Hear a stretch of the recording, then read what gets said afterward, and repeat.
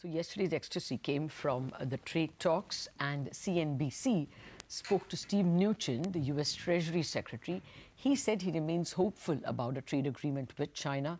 In this exclusive conversation, Mnuchin said that this is the first time the USA has an actual commitment from China, and he said he was optimistic about turning that commitment into a real agreement. It's clear that President Trump is going to be the one who leads the negotiations, and the team will be an inclusive team. It's been a partnership of myself, Ambassador Lighthizer, Larry Kudlow from the White House, Wilbur Ross, and Peter. So this will be a team that is very inclusive, and we also have people from agriculture and energy. So there's a lot of work to do. This will be a real agreement. I think one of the things was very important is there was very specific understanding between President Trump and President Xi, and now it's the team's job to turn this into a real agreement that will have deliverables, dates, and real commitments.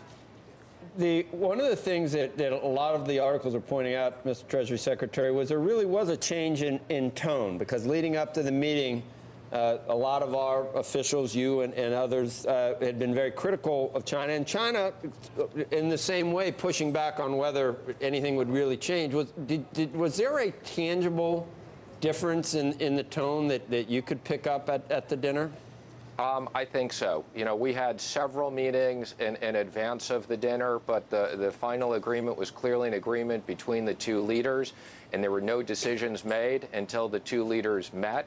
But this is the first time that we have a commitment from them that this will be a real agreement. There'll be structural issues. There'll be non-structural issues.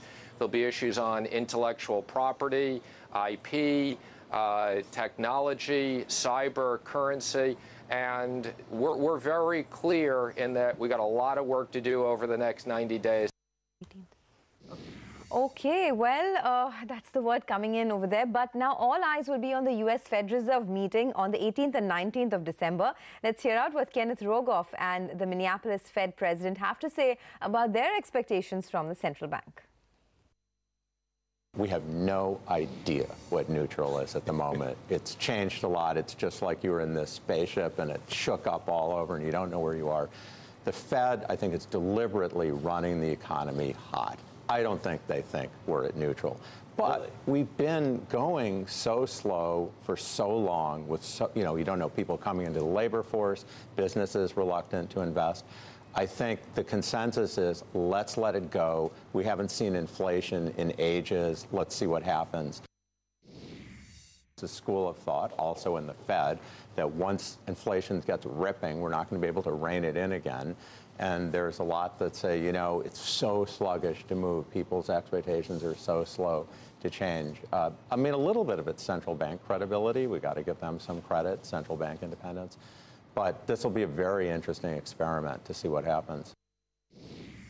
The president's criticism is probably working in the opposite direction of what he intends. And what I mean by that is, if the Fed feels on the margin that maybe it's better to go a little slower with rate hikes just because of economic conditions, they have to worry that doing so is going to make them seem like they're operating at the behest of the president.